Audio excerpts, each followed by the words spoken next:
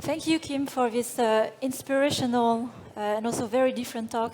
Again, I love the topics about leadership. The hardest thing about culture, what is that fluffy thing? But Mishka, what did you think about the talk? Yeah, I think I was correct. I mean, I was correct in really wanting to hear this presentation. I think it's very powerful. Culture is a lot of, like, we talk a lot about the nuances, the basics, tactics, the UA campaigns, but in the end, it's a lot about the ways of working and how well the organization is functioning. So incentivizing that good behavior, the type of behavior you want in your company, talking about the bad behavior.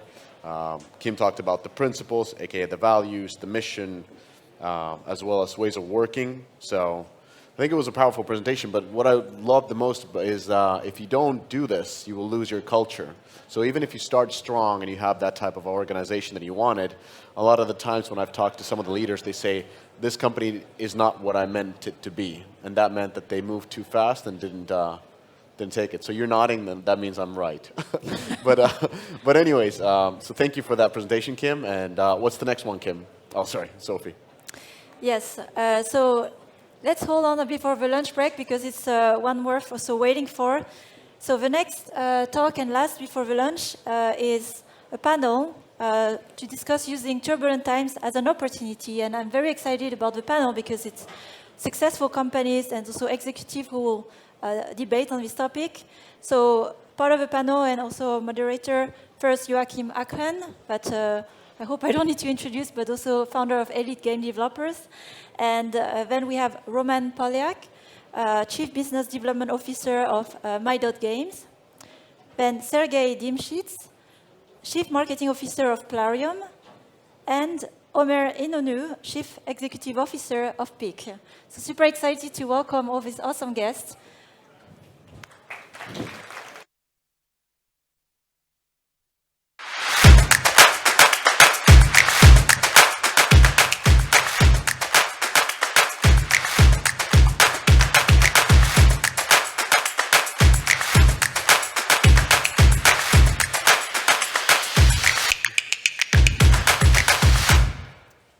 Everybody. It's great to be back in Istanbul. It's been a year. The year went fast. I really like the crowd today here. A lot of interesting topics have been highlighted today. We're going to go back now and talk a bit about the turbulent times in mobile games. So as many of you know, I work on the earlier stage of startups, entrepreneurship with my newsletter, Elite Game Developers.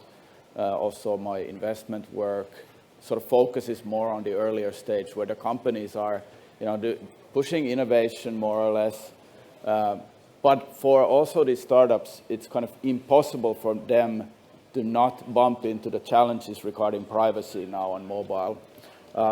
So I'm really happy to host this panel where I have more of these kind of established gaming companies here talking, the leaders of this space, hearing from them about these turbulent times and how to use the new things that we're discovering as opportunities to grow.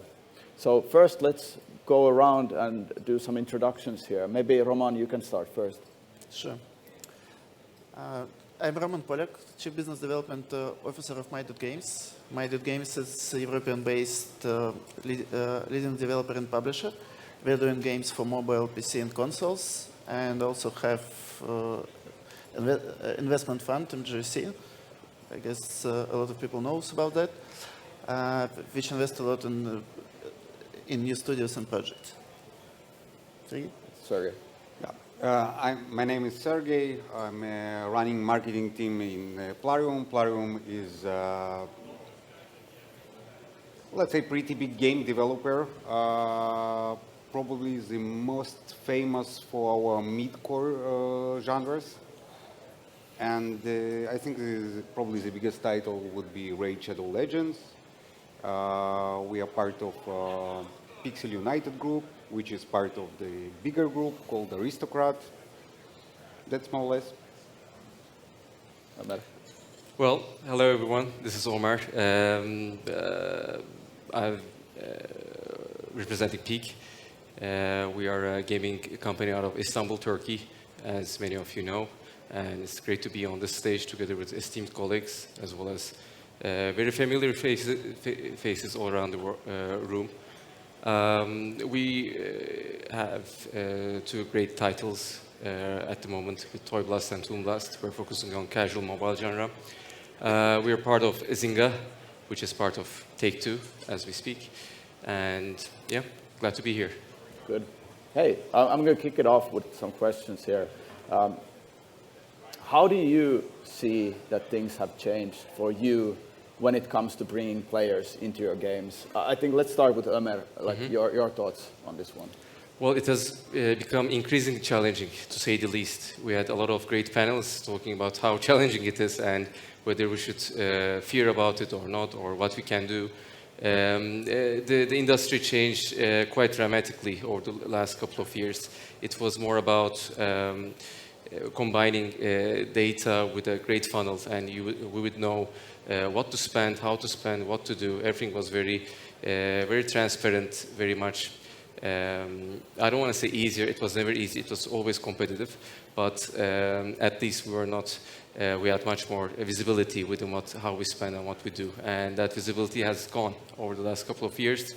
Hence, it has been a big challenge, and we have touched upon the subject, and we see that right now, marketing, product, customer support, all together, it needs to work harmoniously and find avenues of growth, however it may be.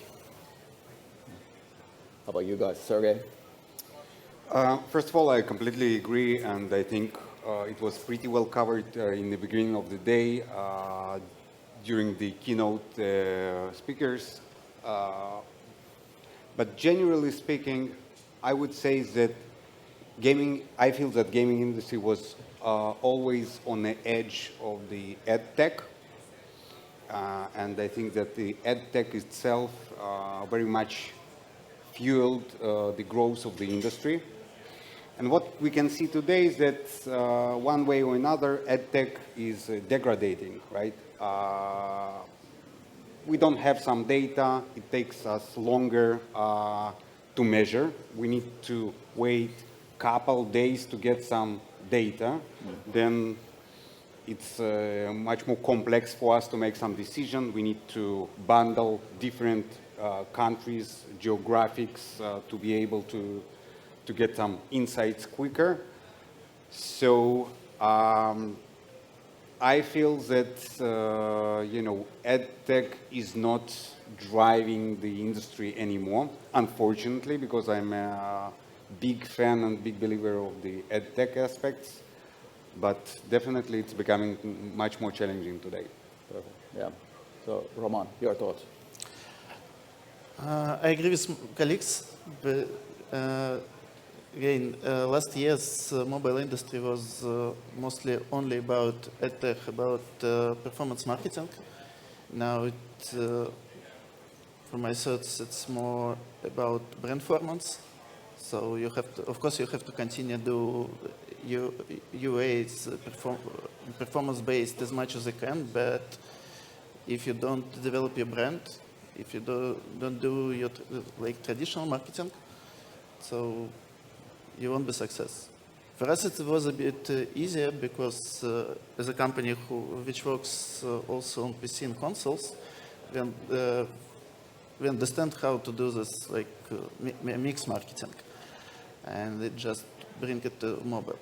But I'm not agree with you about that tech has to stop, because it will be more and more solutions for LAT. I believe in that.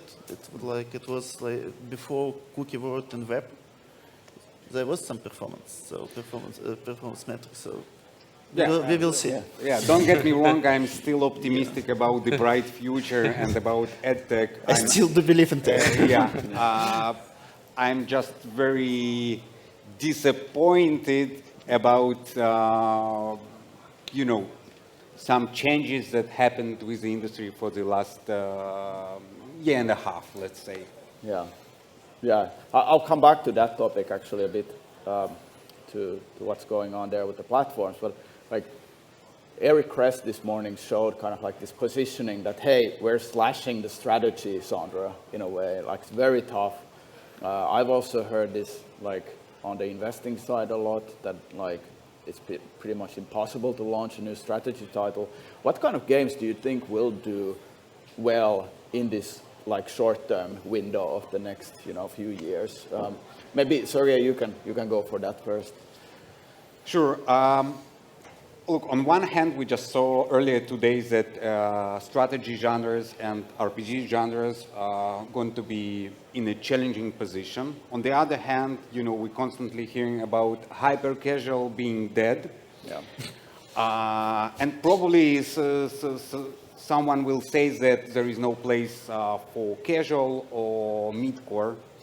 But I truly believe, and I think it was also highlighted also today, about the hybridization of different genres, right? We all understand that hyper-casual games doing a great job in bringing a massive amount of users in a relatively low price, which is highly valuable for the age where we don't have the ability to target heavy paying users, but we can bring a big mass of users and hope for the best, let's say. So I do believe that the solution should come from the hybridization of this stuff. I do believe that upper funnel should be more towards hyper-casual, casual thing, and retention, longevity, and monetization should be coming from more core genres like RPG, strategy, or even social casino. And definitely cross-platform will only help us to become stronger here. Yeah. Guys, do you want to jump in and inject something to this? I agree with Sergey, of course, and especially about that we need really long cycle games in this genre, and the rate is, I guess, one of the best examples in the world about that. The mix of genres, of course, but don't know especially about strategy genre. I guess the key thing is still the game has to be long cycle. It has to be in the market for years, and then everything will be great. Yeah, I would like to say that this is something what I like about the mobile industry. At the point that you think like you know and you figured it out and everything's thrown out of the window, I think we're at that kind of state, which is also very exciting times. Like what worked in the past certainly doesn't work right now. And actually I can attest that as peak, like we're a mobile gaming company out of Turkey, Istanbul, and we're now doing this great event here, but 10 years ago, 15 years ago, like Istanbul would not be in your thoughts unless you want to have kebab or like have a great night out, So now we're talking about huge industry here, and one reason that we were able to do it, like there were a lot of incumbents in the gaming industry, and mobile came and changed everything, and we were thankfully one of the early adopters on those changes, and that allowed us to grow.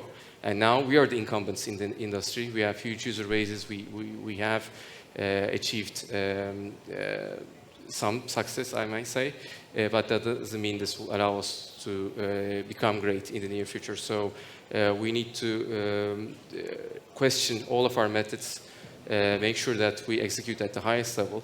And I believe that it's not about which game genres or which game types. Like, are we pushing ourselves enough? Are we thinking out of the box enough? Are we in our comfort zone, or are we doing things differently than most people are doing? if we do that at some point, I think we'll create some amazing experience and we'll again achieve make immense stuff at the end of the day. Right. Then going to the platforms a bit, like of course, like Google is very proactive. We can see here at the event that they really want the industry to grow. Apple is more ambiguous with their approach, but I'm kind of like thinking, would there be some ways to create these win-win scenarios where opportunities that the platforms could harness from what games could do there? Do you have any thoughts on like what the platforms could be doing differently? Because there's so much opportunity. Well, I mean, I just add into this, obviously platforms, thanks to them, we have this huge business, you know, and in terms of distribution, it was a revelation, and it's no secret that currently it's much harder to do a lot of stuff.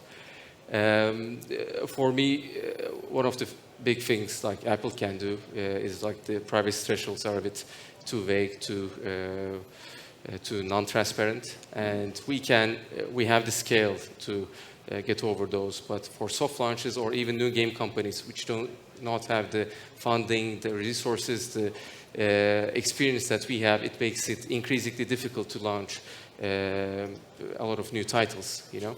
And that will allow them to grow because like the App Store would grow if there's new games coming into the market all the time. On the Google side, I think the approach is generally, as you said, Joakim, much better. But the whole funnel with the click-through rates and the fake clicks, it's not very the industry at its current state, it's not performing as it should be. And maybe on the Android side, there's things that can be done that will make the funnel better at the end of the day. Guys, do you want to inject something? Yeah, I would just add that first, I think the 30% cut is too high these days, right? When the industry was in a stage of a rapid growth, it was totally fine. But when the industry, if we just, relate to the numbers, it's just stagnating. So I think the number one thing to cut it by half. So I believe that we'll all feel much more comfortable with that. I do think, though, that if it does not happen, it will happen other way around, right? What we can see today with the industry, with alternative billing solution, with cross-platformers. I can say from, Plarium's experience, we already have a significant revenue share that is off-platform, right? And I do believe that right now I am focusing on scaling it even more, because when the industry is becoming more and more challenging, and this CPI versus lifetime value equation is becoming more challenging these days, so the 30% difference is something that can make today a difference between a successful game and not marketable game. That's why it's 30%, it's huge. That's number one. Probably the second thing is to facilitate cross-platformness, because I believe that both Google and Apple has lots of inventory. When we look on Google, starting from, desktop solutions, Chrome browser, and, huge ecosystem like YouTube and all other stuff, not even talking about Android specifically. And also, if I look on the Apple side of things, Apple TV, lots of subscription services, which I believe can be super complementary and beneficial for the gaming, and I would even say for the entertainment industry, as we just discussed earlier today, that maybe it's not only about gaming anymore. Yeah. Do you want to add anything, Roman? Yeah. First of all, I'd like to say thank you to these two platforms, because they created so convenient ecosystem for players, which bring a lot players for us. And I'm working in gaming for more than 20 years, so I remember the time before mobile. It was really hard to attract new users, to tell everybody about your game. There was almost no convenient payment methods and so on. So now it's already a win-win story for everybody. Yeah. That's what created Apple and Google.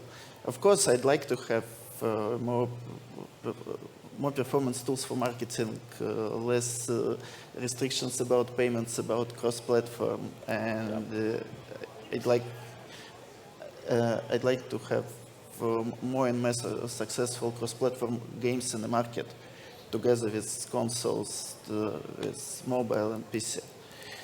So, but they did a great job already. Yeah. Yeah, I think we're going to get there eventually. Guys, then also the thing about this changes happening, let's discuss a bit about creating those games. Like, you all have very much success in creating category-leading titles. Like, what has happened to the playbook now regarding creating a category-leading game? Omer, you want to? I tried to touch upon it just a little bit in my previous answer, but at the end of the day, for a category-leading game, it has to be immaculate. The experience has to be exceptional, just to bring the audience in. You know, like when you have it in your hands, when you're playing, you feel like this is something new, and maybe that newness, that innovation, is just purely exceptional execution. Maybe you just combine two ideas and created something new. It doesn't matter. It has to feel a lot of excitement, you know, and that's much more valid than many of the data that we actually check. You know, like when your friends played, we always give the example of our mothers and grandparents, because we have a very casual audience, and it means that if they don't appreciate it, maybe it's not that casual, maybe it's not that great. So I think the playbook there hasn't changed, more or less. Like, execution still needs to be at the top to beat the competition, but at the same time, we need to think about bringing different experiences together to create something new, something innovative, something that excites us. So that's what we always try to do. Sometimes we do succeed, sometimes we fail.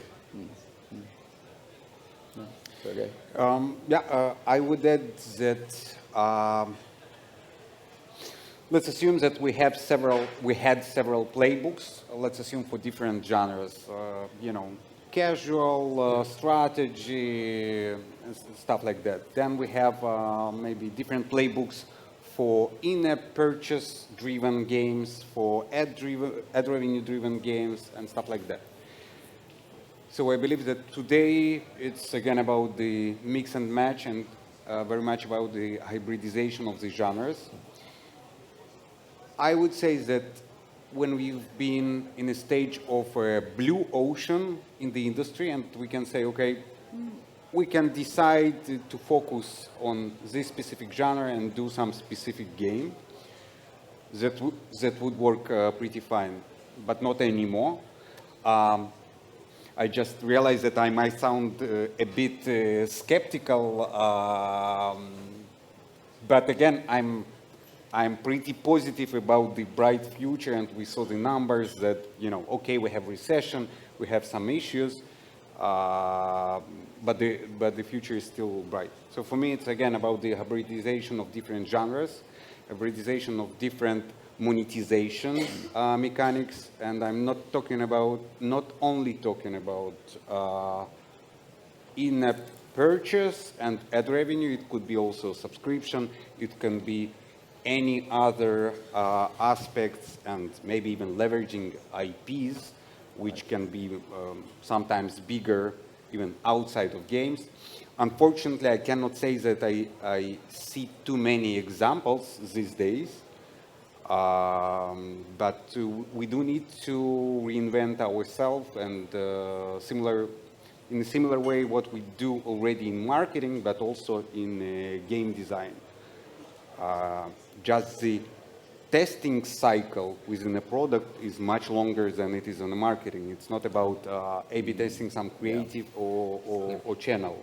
It requires a longer cycle, higher burn rate, and bigger resources. Unfortunately, for indie developers these days, I would say it's pretty challenging to, to build up new game and especially to market this game, because the entry threshold is much bigger these days due to the privacy, due to the industry consolidations that we see, also in terms of the gaming companies itself, and also within the, let's say, different vendors such as ad networks, measurement attribution providers, and stuff like that.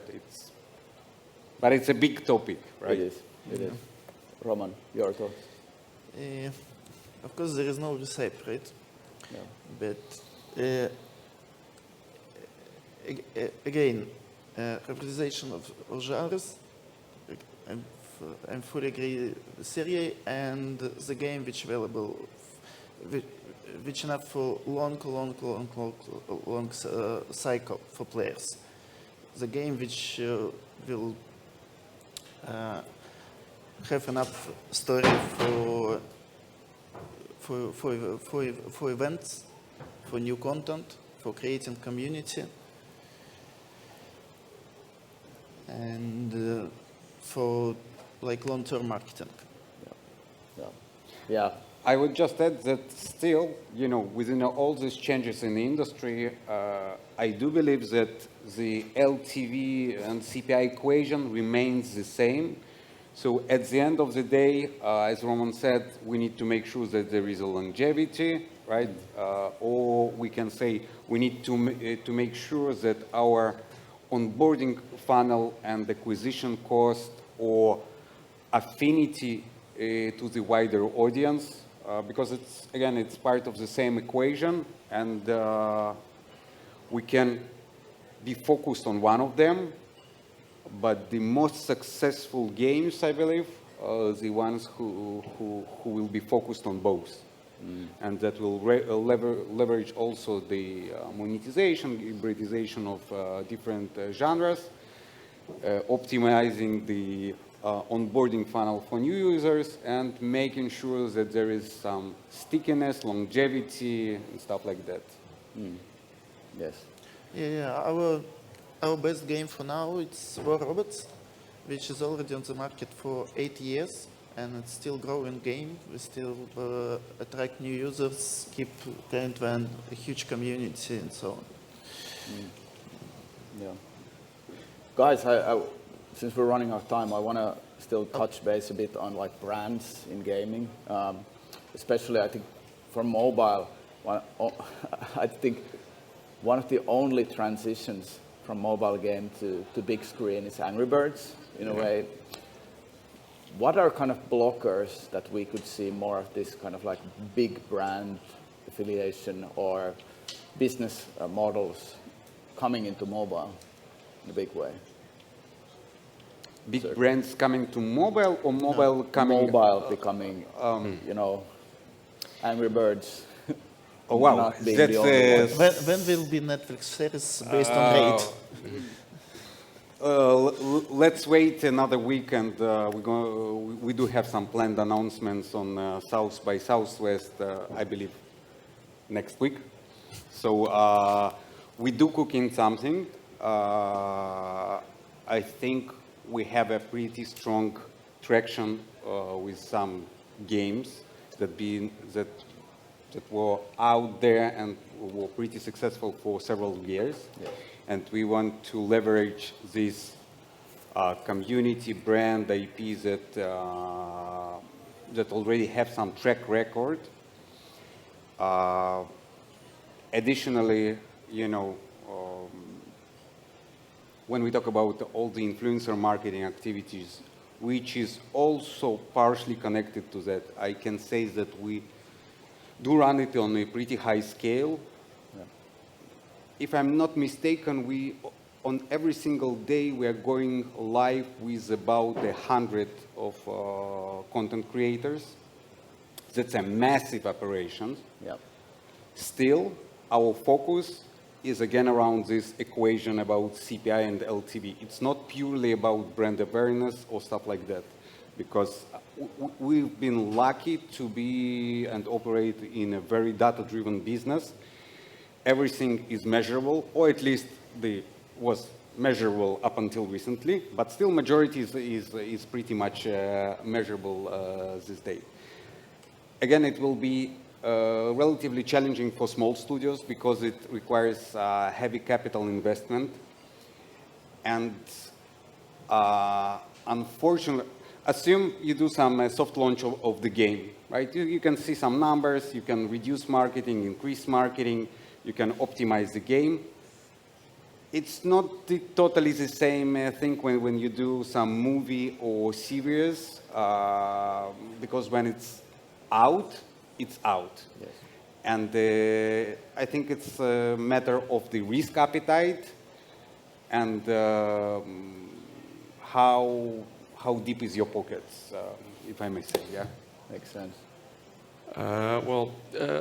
I think it's just a matter of time. Like it took decades until the gaming industry were represented in the big screens. You know, it didn't happen in the first 5 years. It didn't happen in the first 10 years. It took decades until it came. And mobile, at the moment, our experiences are much more gameplay driven, and the experiences are a bit more intrinsic rather than where the story elements, the deepness of the games are less of a focus than the pure joy of playing the game.